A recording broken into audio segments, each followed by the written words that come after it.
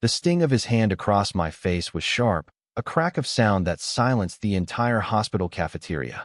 It was a sound that broke something inside me, something I had been carefully protecting for months. Dr. Adrian Vance stood over me, his face a mask of purple rage, his finger jabbing at the air just inches from my nose. All around us, doctors, nurses, and staff stood frozen, their lunches forgotten, their faces a mixture of shock and morbid curiosity. They were watching a god strike down a peasant. They didn't know that the peasant owned the temple. They had no idea that in that single, violent moment, they were all witnessing the spectacular end of a king's reign. But I knew. And if you stay with me, until the very end of this story, you will see how a simple slap ignited a fire that burned an entire empire to the ground. You will be speechless. Now, let me take you back to where it all began. My name is Nia Sterling, though for 3 months, everyone at Sterling Memorial Hospital knew me only as Nia James, a new floor nurse with a quiet demeanor and an eagerness to learn. The hospital bore my family's name, a legacy built by my grandfather and handed to me by my mentor and adoptive father, Marcus Sterling, the chairman of the board. He believed that to lead, you first had to serve. You had to understand the foundation before you could ever hope to command the skyscraper. So, I traded my tailored business suits for cheap polyester scrubs, my corner office for a shared locker, and my title of CEO for that of a registered nurse. I wanted to see the truth of our hospital, the unvarnished reality that executives never witness. I found it in the tired eyes of my fellow nurses, the quiet dedication of the orderlies, and the suffocating arrogance of men like Dr. Adrian Vance. Vance was a cardiac surgeon, hailed as a genius, a miracle worker with a scalpel. He was the hospital's golden goose, bringing in millions in donations and international prestige. And he knew it. He walked the halls not like a doctor, but like a monarch surveying his domain. His smile was sharp as glass, reserved only for wealthy patients, and the board members he charmed with practiced ease. For the rest of us, the nurses and staff who kept his kingdom running, there was only disdain. He saw us as tools, as furniture, as invisible. He never used my name. I was nurse, you, or just a sharp clap of his hands to get my attention. He would bark orders for patient charts that were already in his hands, his eyes scanning the room for an audience to witness his power. He criticized my work and the work of every other nurse, in public, his voice dripping with condescension. "Is it really that difficult to run and four-line properly, nurse?" he would ask loudly in a patient's room, knowing full well the line was perfect. It was a performance, a constant reinforcement of his own perceived superiority. We were the snakes in expensive clothes, he seemed to think, while he was the only one who mattered. The other nurses warned me about him in hushed tones in the break room. "Just keep your head down," a veteran nurse named Maria advised me on my first day. "Don't make eye contact unless he speaks to you. And whatever you do, don't question him. He's a god here." I saw the fear in their eyes, the learned submission that came from years of enduring his casual cruelty. It was a sickness in the heart of my hospital, and I was determined to understand its source before I cut it out. My fiancé, Dr. Liam Carter, was a surgical resident under Vance's mentorship. He was brilliant and kind, or so I had believed. We had met a year before, in a life I had temporarily left behind, a world of charity galas and quiet wealth. He didn't know the full extent of my connection to Sterling Memorial. He only knew I came from a comfortable family and that I had a passion for healthcare. He was thrilled when I told him I was taking a nursing position there, seeing it as a way for us to be closer while he completed his grueling residency. Liam saw Vance not as a tyrant, but as a kingmaker. "Nia, you don't understand," he would say when I'd come home, exhausted and demoralized from another shift of Vance's subtle humiliations. "He's the best cardiac surgeon in the country. If I can get his recommendation, I can get a fellowship anywhere. This is my entire future." His ambition was a blinding sun, and he was willing to let me get burned by its rays. I tried to explain the culture of fear Vance cultivated. I told him how Vance had once thrown a patient's chart at a young nurse, scattering papers across the floor, because she had dared to question a medication dosage he'd ordered. The dosage had, in fact, been wrong. The nurse had saved a life, and for her trouble, she was publicly shamed and later transferred to a different department to get more experience. Liam's response was always the same. "He's just under a lot of pressure, honey." The man holds lives in his hands every single day. You just have to be more careful. Try not to get in his way. He wasn't defending me. He was managing a problem. I was the problem. My refusal to be invisible, my quiet defiance in the face of Vance's ego, was a threat to his carefully constructed career path. The man I loved was asking me to shrink, to make myself smaller, so his future could be bigger. And like a fool, I told myself he just didn't see the whole picture. I told myself he would stand up for me if it ever truly mattered. The Sterling Foundation Annual Gala was the most important social event of the year for the hospital. It was a night of glittering gowns and million-dollar pledges, held in the grand ballroom of a five-star hotel. This year, the gala was honoring Dr. Vance for his groundbreaking surgical techniques. He was the star of the show, the guest of honor. My role for the evening was far less glamorous. Along with a few other nurses, I was tasked with being on-hand backstage, a goodwill ambassador in a simple black dress, there to assist donors and ensure the event ran smoothly. I was, once again, part of the invisible machinery. Liam was ecstatic. Vance had personally invited him to sit at his table. It was the ultimate validation, a sign that he had been accepted into the inner circle. He rented a tuxedo that cost more than my monthly apartment rent and spent the week leading up to the gala walking on air. "This is it, Nia," he told me the night before, his eyes shining. "This is everything I've worked for." He didn't seem to register the bitter irony that while he would be dining on filet mignon, I would be in a stuffy backroom, making sure the right people got their gift bags. The ballroom was breathtaking, a sea of crystal chandeliers and fragrant floral arrangements. The air buzzed with the low hum of powerful people making small talk. I saw Marcus Sterling at the head table, looking regal and commanding. He caught my eye from across the room and gave me a subtle, almost imperceptible nod. It was a small acknowledgement, a reminder of the secret we shared, and it gave me a sliver of strength. The first few hours passed without incident. I helped an elderly woman find her lost wrap, fetched water for a flustered event coordinator, and smiled until my cheeks ached. Liam, seated at the main table with Vance, laughed at the surgeon's jokes and nodded earnestly at his every word. He glanced over at me once, a quick, almost guilty look, before turning his attention back to the king holding court. The inciting incident began with a manufactured crisis. A wealthy donor, a Mrs. Du Bois, a woman known for her dramatic flair and her massive annual contributions, suddenly let out a cry of distress. "My watch. My diamond watch. It's gone." Her voice cut through the polite chatter. She was a close friend of Dr. Vance, one of his most ardent admirers. Vance was at her side instantly, his face a perfect picture of concern. "Eleanor, calm down. Where did you last see it?" he asked, his voice soothing. "It was on my wrist just a few minutes ago," she wailed. "It was a gift from my late husband. It's priceless." Panic rippled through the nearby tables. Hotel security was discreetly summoned. I watched from the edge of the room, a knot of dread tightening in my stomach. Something felt wrong. It was too theatrical, too perfectly timed. Then, Vance's eyes landed on me. He held his gaze for a long moment, a cold, calculating look on his face. He whispered something to Mrs. Du Bois, who then looked over at me, her expression shifting from panic to suspicion. He then strode purposefully towards the head of hotel security. I couldn't hear his words, but I saw him gesture in my direction. A moment later, the security chief, a grim-faced man named Peterson, was walking towards me.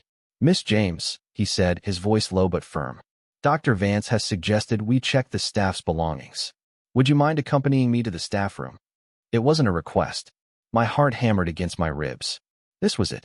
This was the trap.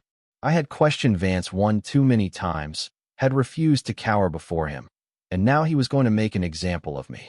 I looked over at Liam, my eyes pleading with him to intervene, to say something.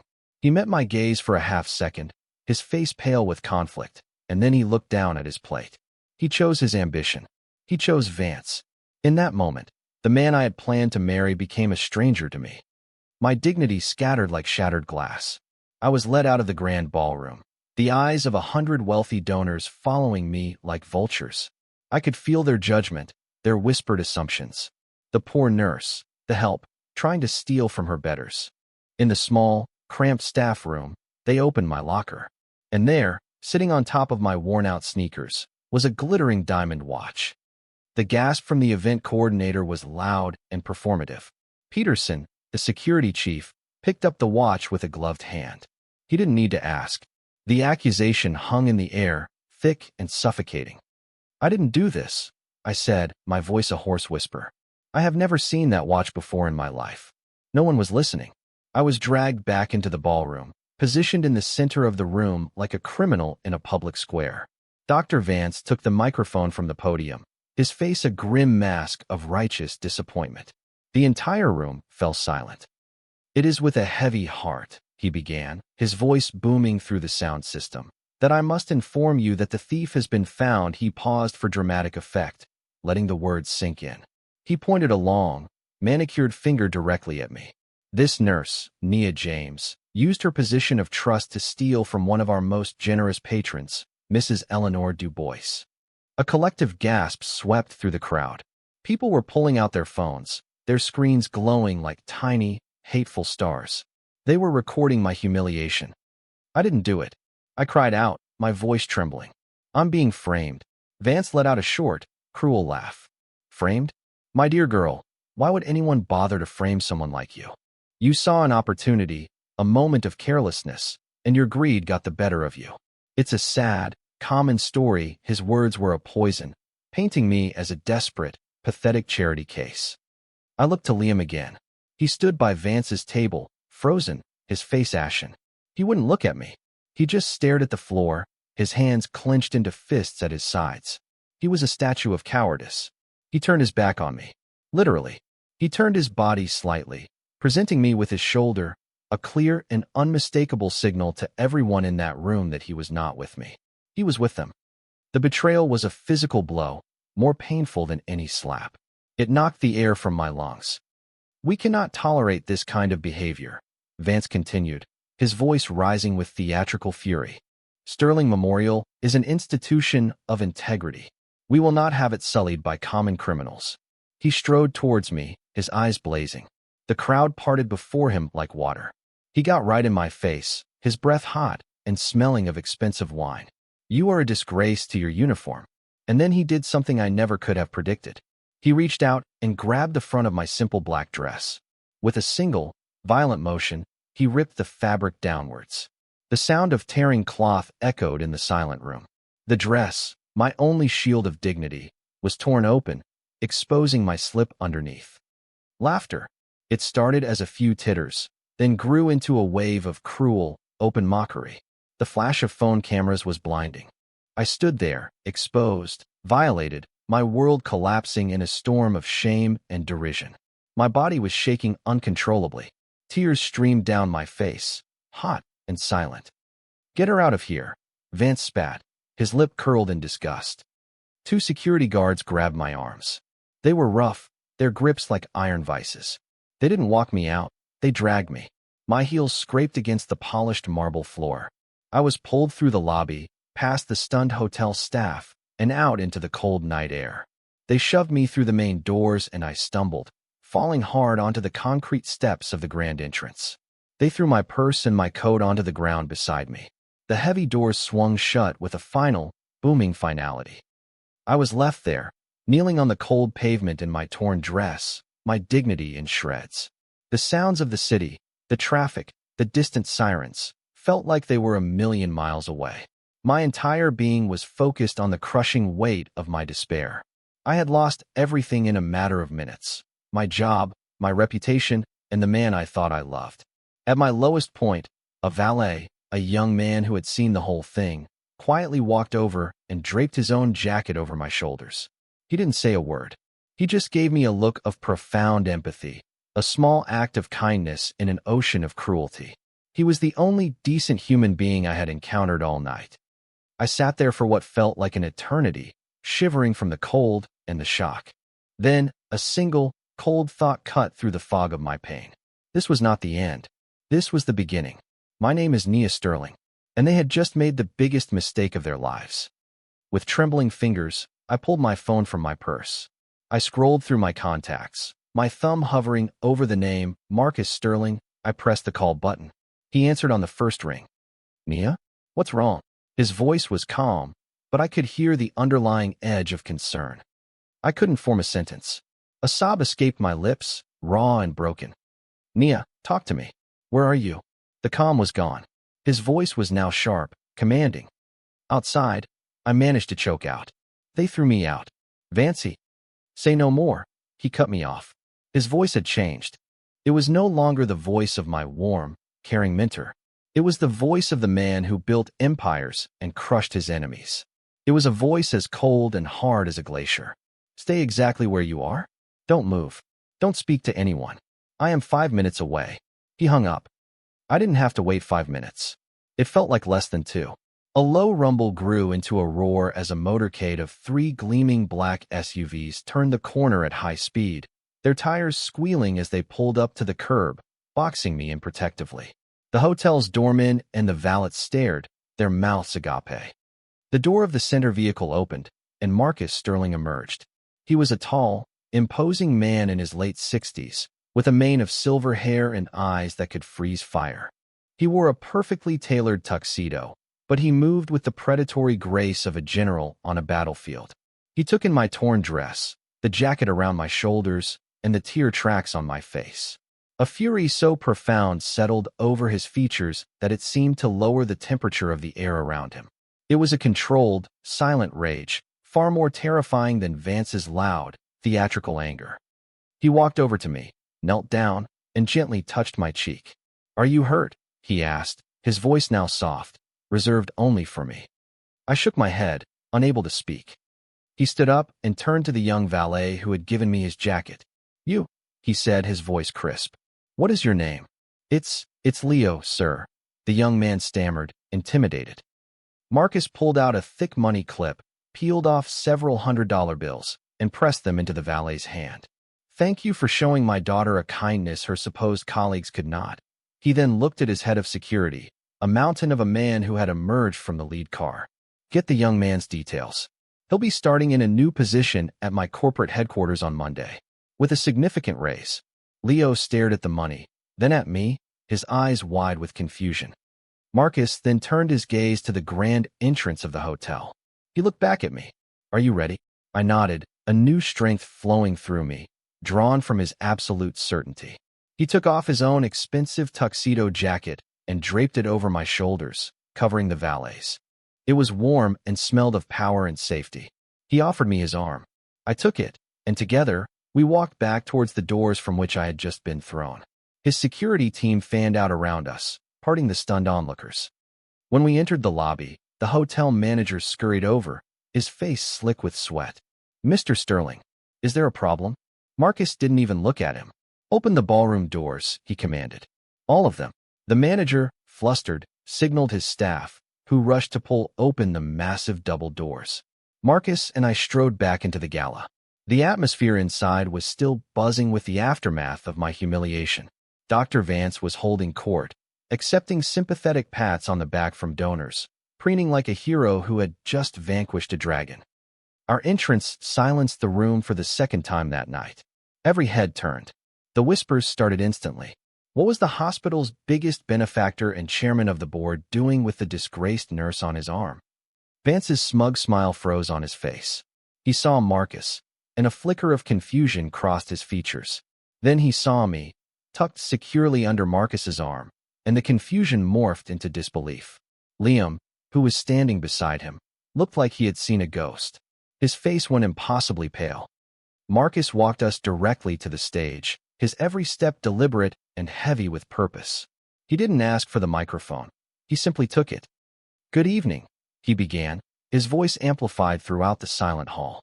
It was calm, but it carried an unmistakable undertone of menace. I apologize for the interruption, but there seems to have been a grave misunderstanding here tonight. He paused, his cold eyes sweeping across the room, lingering for a moment on Vance, then on the security chief, Peterson, and finally on the cowardly faces of the hospital's board members. For the past 3 months, Marcus continued, my company has been engaged in a deep-dive operational review of Sterling Memorial.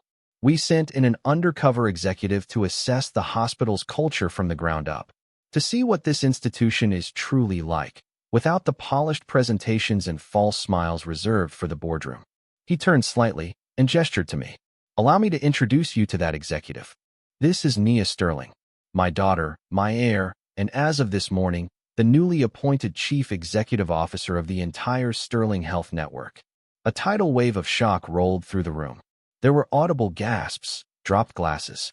Mrs. Du Bois, the woman who had accused me of theft, looked as if she might faint. Dr. Vance's face had gone from white to a sickly shade of gray. His jaw was slack, his arrogant posture completely deflated. He looked at me, his eyes wide with horror and dawning comprehension. He hadn't just slapped a nurse. He had assaulted the most powerful woman in the entire organization. Liam stumbled backwards, catching himself on a chair. He stared at me as if I were a complete stranger, the pieces clicking into place in his mind with devastating clarity. The quiet life, the modest apartment, my passion for healthcare. It had all been a test. A test he had just failed in the most spectacular way imaginable. "Now, about this alleged theft," Marcus said, his voice dropping to a dangerously low level. His head of security walked to the stage and handed him a tablet. "We have, of course, reviewed the hotel's security footage. It is amazing what you can see when you know where to look. Roll the footage." The large screens on either side of the stage, which had been displaying images of smiling children saved by Dr. Vance, flickered to life. The footage was from a security camera in the hallway outside the staff room. It was grainy, but the images were damningly clear. It showed one of Dr. Vance's junior residents, a nervous young man who worshipped him, furtively slipping the diamond watch from his pocket and placing it inside my locker just minutes before Mrs. Du Bois had discovered it was missing. The room erupted in murmurs. Vance looked at the screen, then at his resident, who was trying to shrink into the crowd. The trap he had set for me had just sprung shut on him. "Dr. Vance," Marcus said, his voice like the crack of a whip, "you are a fraud. You are a bully who preys on those you deem beneath you. And your reign of terror at my hospital ends tonight." He didn't shout. He didn't need to. His words were blades. "As of this moment, you are suspended, pending a full investigation. We will be conducting a top-to-bottom audit of your department, your research grants, your patient billing, and your surgical outcomes. I have a team of forensic accountants and medical malpractice lawyers on standby. I assure you, we will find every skeleton in your closet. And by the time we are done, you will not only lose your medical license, you will be lucky to avoid a prison sentence." Vance swayed on his feet, his mouth opening and closing with no sound coming out. His empire, so carefully built on fear and prestige, had been dismantled in less than 5 minutes. Marcus then turned his attention to the board members at the head table, who were now staring at their shoes. And to the members of this board who stood by and allowed this culture to fester, who value donations more than dignity, know this: your positions are no longer secure. Your resignations will be expected on my desk by 9 o'clock tomorrow morning. He had systematically destroyed them all. Without raising his voice, he had leveled a city. He handed the microphone to me. The room was so quiet I could hear the hum of the air conditioning. This was my moment. I walked to the edge of the stage, my eyes finding Liam in the crowd. He was pushing his way towards me, his face a mess of panic and desperation. Nia, I am so sorry," he stammered as he reached the stage. "I didn't know. If I had known who you were, I would have." "You would have what, Liam?" I asked, my voice clear and strong, resonating through the silent ballroom. "You would have defended me? You would have stood up for me?" I held up my hand, stopping his frantic reply. "No. The test wasn't whether you would defend Nia Sterling, CEO. The test was whether you would defend Nia James, the nurse, the woman you claimed to love. And you failed." I slowly pulled the engagement ring from my finger. It felt heavy, a circle of lies. "You talk about your future, Liam. You were so worried about securing it. But you don't build a future on a foundation of cowardice. You showed me exactly who you are when the pressure was on. You are weak, and I will not spend my life with a weak man." I didn't throw the ring. I didn't need the drama. I simply let it drop from my fingers. It hit the polished stage with a tiny, pathetic clink, a sound that echoed the end of our life together. He stared at it, then back at me, his eyes pleading. But there was nothing left there for him. He was a ghost to me now. I turned my back on him, just as he had turned his back on me. 6 months passed. The world had shifted on its axis. As CEO, I had initiated a cultural overhaul of Sterling Health. My first act was to triple the budget for nursing staff, increase their pay, and implement a zero-tolerance policy for workplace harassment, with an independent body to investigate all claims. I fired the entire old guard of the board and replaced them with people who understood that a hospital's heart is not its star surgeons, but its caregivers. I made it my mission to tear down the pedestals and build up the foundation. The audit into Dr. Vance's department had uncovered years of fraud, malpractice, and a pattern of intimidating junior staff into covering up his mistakes. He lost his license, was buried in lawsuits, and became a pariah in the medical community. The last I heard, he had declared bankruptcy. His sycophants were all dismissed, and Liam, his career in academic medicine destroyed, had taken a job at a small, underfunded clinic in a town no one had ever heard of. His future, the one he had sacrificed me for, had vanished. I, on the other hand, had thrived. I had found my purpose not in the title, but in the work. I walked the halls of my hospital not as a secret, but as a leader. The staff no longer feared the powerful. They felt protected by them. The atmosphere had changed from one of tension and hierarchy to one of collaboration and respect. I had found my voice, my strength, and a deep, abiding happiness that came from making a real difference. One rainy Tuesday afternoon, I was leaving a meeting when I saw him. Adrian Vance. He was standing in the lobby of one of our medical supply contractors, holding a cheap briefcase. He was thinner, his expensive suit replaced by a rumpled, off-the-rack version. His hair was unkempt, and the arrogant fire in his eyes had been extinguished, replaced by a hollow, haunted look. He was a medical device salesman, a fallen king peddling his wares in the courtyards of his old kingdom. He saw me and froze. For a moment, I saw a flash of his old panic. Then, he seemed to gather himself and walk towards me, his head bowed. "Miss Sterling," he said, his voice raspy. He couldn't bring himself to look me in the eye. I just wanted to say, I'm sorry. For what I did. For everything. I was arrogant. I was a fool. I looked at this broken man, and I felt nothing. Not hatred, not satisfaction, not even pity. He was just a sad footnote in my story. The rage that had fueled me was long gone, replaced by a calm, quiet peace. "I know you are," I said simply. "And I forgive you, Dr. Vance." He looked up, shocked. "You do?" "Yes," I said. "Not for you. I'm not forgiving you so you can feel better. I'm forgiving you so I can be free. I'm letting go of the anger you created because I have more important things to build." I gave him a small, final nod and walked away, leaving him standing in the rain. True revenge isn't watching your enemies suffer. True revenge is thriving so completely that they become irrelevant. It's about building a life so full of purpose and joy that there's no room left for the ghosts of the past. They thought my worth was determined by my uniform, by my job title, by the man on my arm. They were wrong. My worth was never in question. The real lesson wasn't for me, but for them. True strength isn't about how high you can climb or how loudly you can command. It's about how you treat the people you believe have no power. It's about kindness when no one is watching and integrity when you think there are no consequences. My name is Nia Sterling, and I learned that the greatest power you can ever have is to know, without a shadow of a doubt, your own unshakable worth.